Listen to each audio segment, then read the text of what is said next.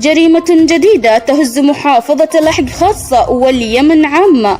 مقتل شاب يمني الأصل يحمل الجنسية القطرية بعد اختطافه. تفاصيل حصرية بعد الفاصل. أسعد الله أوقاتكم بكل خير. هذا الشخص اسمه محمد القاسم، قطري الجنسية، يمني الأصل، عاد من 6 أشهر ليستقر في محافظة صنعاء، وفتح له مشروعا في المركز الليبي بشارع الجزائر الدور الثاني.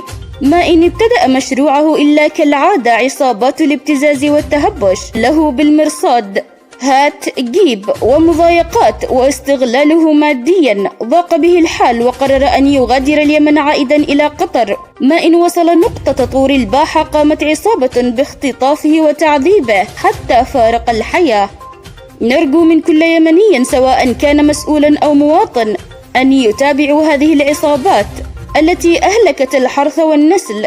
شاب في عز شبابه ذنبه أنه يريد أن يستقر في وطنه لا أكثر، وحوادث طور الباحة دائما تتكرر. أليس هناك حل لمعاقبتهم؟ المكان الذي خطف فيه هو نفس المكان الذي قتل فيه السنباني.